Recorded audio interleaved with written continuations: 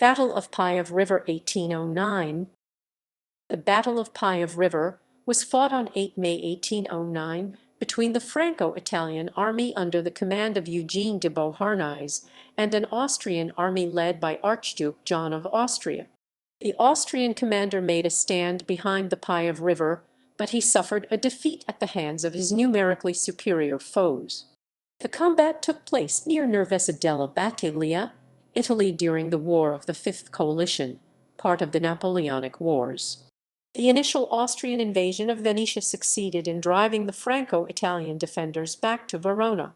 At the beginning of May, news of Austrian defeats in Bavaria and inferiority in numbers caused Archduke John to begin retreating to the northeast. When he heard that his enemies were crossing the Piave, the Austrian commander turned back to give battle, intending to slow Eugene's pursuit of his army. Eugene ordered his vanguard across the river early in the morning. It soon ran into vigorous Austrian resistance, but the arrival of French cavalry stabilized the situation by mid-morning. Rapidly rising waters hampered the buildup of French infantry reinforcements and prevented a significant portion of Eugene's army from crossing at all. In the late afternoon, Eugene launched his main attack, which turned John's left flank and finally overran his main line of defense. Damaged but not destroyed, the Austrians continued their withdrawal into Carinthia in modern-day Austria and Carniola in modern-day Slovenia. Background: at the beginning of the 1809 conflict between the Austrian Empire and the First French Empire, General of Cavalry Archduke John led his army of Inner Austria in an invasion of northeastern Italy. Emperor Napoleon I appointed his stepson Eugene to be Viceroy of Italy and commander of the Army of Italy. On 16 April, John defeated Eugene at the Battle of Sasau near the Lievser River. During this time, an Austrian force led by Feldmarschall Lieutenant Johann Gabriel Chasteler de Courcelles advanced south from the Tyrol, capturing Trento on 23 April and Roveredo on 26 April. In the face of these two threats, Eugene's Franco-Italian army withdrew 130 kilometers, 81 miles from Sasau, to the Adige River. Once the Franco-Italian army arrived near Verona, it gathered reinforcements. Eugene also reorganized his army, assigning generals of division Jacques MacDonald, Paul Grenier, and Louis Barraghi de Hilliers to command his infantry corps, and general of division Emmanuel Grouchy to lead his cavalry. Barraghi de Hilliers halted Chasteler's drive in the upper Adige Valley. Because Archduke John sent a division to blockade Venice, his army arrived on the Adige with only about 30,000 troops, much fewer than Eugene. Napoleon's victory in the Battle of Eckmühl and the subsequent retreat of Archduke Charles caused Emperor Francis Roman II to order John to fall back and defend Austria. Anticipating an Austrian withdrawal, Eugene created a light brigade consisting of 3 Voltigeur battalions, a squadron of light cavalry, and 2 cannon. The Voltigeur units were formed by taking the skirmisher companies from infantry battalions. Eugene placed this pursuit force under General of Brigade Armand Louis Debroc. Archduke John deployed his right flank behind the small Alpone River between Sauve and Alberto d'Adige, near the old Arcole battlefield, while his left flank defended the Adige south to Legnago.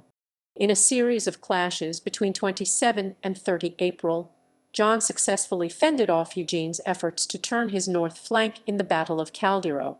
Austrian losses numbered 700 killed and wounded, plus 872 captured or missing. The French suffered about 1,400 casualties. On 1 May, Archduke John ordered his army to withdraw to the east. In several clashes on 2 May, the Austrian rearguard held off the French, inflicting 400 killed and wounded, including Debroc wounded.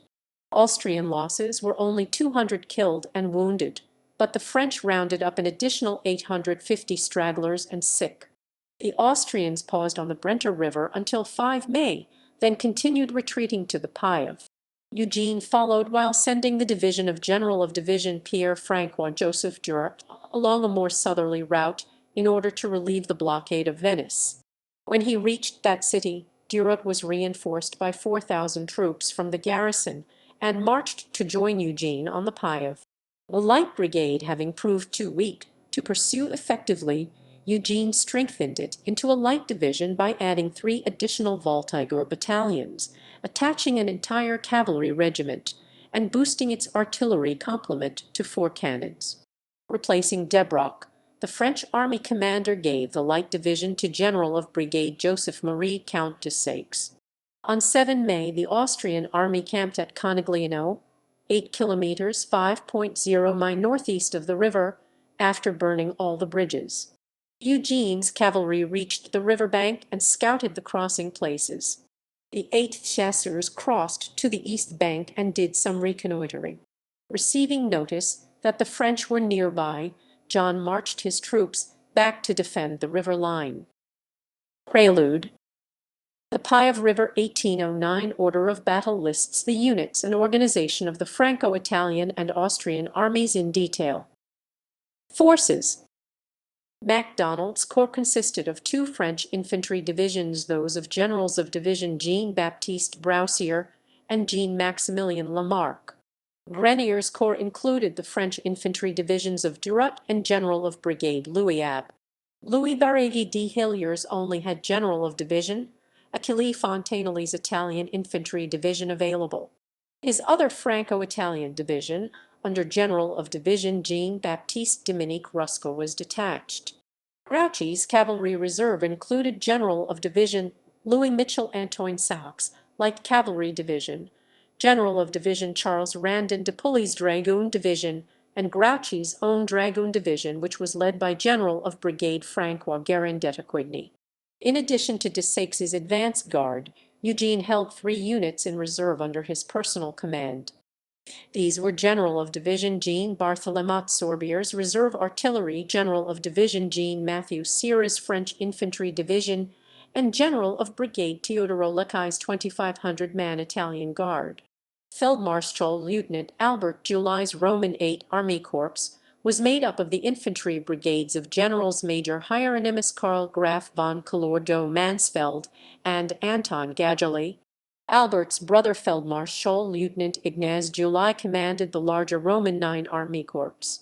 This formation included the infantry brigades of Generals Major Johann Kalnassi, Franz Marziani, Olwa von Gabissini, Johann Peter Kleinmeyer, and Ignaz Seventendorf. Fremont's advance guard counted only the brigade of General Major Ignaz Spleny. John massed most of his horsemen into an ad hoc cavalry division and placed it under the command of Feldmarschall Lieutenant Christian Wolfskiel von Reichenberg, with General Major Johann Hager von Altensteg as his secondee. Anton Reisner's reserve artillery numbered 12 pieces in 2 12-pound position batteries. Geography. Eugene's cavalry found 3 places to ford the Piave: at Nervesa on the north flank, at Priola in the center, and at San Niscio, near Simidolmo on the south flank. The area between Conegliano and the Piave is flat, but just to the north of Nervesa and Conegliano the terrain becomes hilly. Most of the villages in Gunther E. Rothenberg's maps of the battle can be located on modern maps. However, since 1809, a few places either changed names, moved to a new location, vanished due to the river's action, or were destroyed in the Battle of the Piave River in 1918. The changes are listed as follows. Susignano is now called Susagana. Santa Maria is near the Rothenberg map location of Campana. Ponte della Priola appears to have moved from its map position to a place 3 kilometers (1.9 miles) northwest, closer to Nervesa. San Niscio has disappeared. F and the Rothenberg maps were compared to Google Earth. In 1809, a stream, or canal known as the Piave Sella, began near Barco and ran west to east through Mander, Santa Maria Campana, and Tes di Piave before turning northeast. A dike ran east and west about 800 meters south of the Piave Sella. Both the dike and stream played important parts in the battle. 2 nearby canals known as the Piave Sella and Piave Sella di Macerata lie on the south bank of the Piave, while the Piave Sella of the 1809 battle is located on the north bank. Battle. Believing that the bulk of Archduke John's army lay at Conegliano, Eugene planned an ambitious assault crossing of the Piave. He did not realize that the army of Inner Austria was deployed only 4 kilometers (2.5 miles) north of the river. In fact, Albert July's Roman 8 Army Corps was ranged between Susegana and Santa Lucia di Piave, while Ignaz July had the Roman 9 Army Corps in line between Santa Lucia and Bacca di Strada just to the east. Eugene greatly outnumbered John, who had between 24,120 and 28,000 troops at the Piave. Understanding that his defeat at Sasau was caused by poor preparation, Eugene made sure that he had most of his army assembled. He planned to feint at the Nervesa ford with Sira's reserve division, while de Saix's light division advance guard led the main attack at the Prila ford. He ordered Grouchy to cross with 3 divisions of cavalry at the San Nichiol crossing and swing left to help de Saix's effort. To provide the light division sufficient fire support, Eugene massed several batteries on the south bank and placed them under the command of his artillery chief Sorbier. If de Saix successfully carved out a bridgehead, Eugene planned to send the corps of MacDonald and Barrigue de Hilliers across the Piave. Grenier's corps waited at San Nichiol to follow Grouchy's cavalry. At 7:00 a.m., de Saix crossed the river with nearly 5,000 troops. By this time, Archduke John's army was moving up behind the Piave stream much closer than Eugene realized. The Archduke posted the Roman 8 Army Corps on the west flank with Fremont's infantry, while the Roman 9 Army Corps defended the east flank. By 8:00 a.m. the Light Division was 400 meters south of the dike. Having massed virtually all his cavalry under Wolfskiel, he sent them charging at de Saix's men. The French general reformed his soldiers into 2 large squares and repelled wave after wave of enemy horsemen. As Wolfskiel's disorganized troopers withdrew, a masked battery of 24 Austrian guns opened fire on the French. Deployed 800 yards from the French, these cannons were commanded by Reisner, Archduke John's chief of artillery. The artillery barrage soon caused serious casualties in the vulnerable French squares. As some French troops began to shrink from the heavy fire, couriers raced off to get help. Quickly, Eugene ordered 20 guns belonging to Broussier and Lamarck across the river. When the cannons arrived, the French formed their own 24-gun battery in front of the infantry and replied to Reisner's bombardment. Wolfskiel asked for some infantry to be sent forward from the Piave line, but for some reason no help arrived. While de Saix and Wolfskiel battled, Grouchy sent the divisions of Pully and Sahac across the Piave at San Nichiol. The troopers encountered Calnasi's Roman 9 Army Corps brigade in the open and hustled the Austrians back to Simidolmo and San Michel, where they took up a strong defensive position. Garandetta-Quigny's division crossed around 9:00 a.m., allowing the other 2 divisions to move to the left in support of de Saix. By this time, the French artillery fire began to slacken. In their haste to help de Saix, the French gunners had left their reserve ammunition behind. There are 2 accounts about what happened next. Having reorganized his horsemen, Wolfskiel returned to the attack around 10:00 a.m. The Austrian cavalry trotted toward de Saix's men in 3 lines. This time Sahac's light horse and Pully's dragoons were waiting for them. The 2 French divisions countercharged, and the cavalry of both armies became embroiled in a terrific melee. A second account states that the French cavalry attacked first. Eugene sent Pully and Sahac charging at the Austrian guns in a pincer attack. Under cover of the smoke from the 2 artilleries blasting away at each other, the French divisions struck Reisner's gun line from both flanks. While some horsemen began cutting down the gunners, the others galloped among the Austrian cavalry, which was formed up behind the guns. The results of the cavalry action are not disputed. A French dragoon killed Wolfskiel in personal combat, while his second-in-command Hager became a prisoner. Leaderless and outnumbered, the Austrian horsemen broke and fled. The Austrians brought away 10 cannons, but 14 cannons were captured by their enemies. During the struggle, Reisner was wounded and captured. Both Epstein and Arnold reported that Reisner was killed, but that is incorrect. Reisner lived until 1822.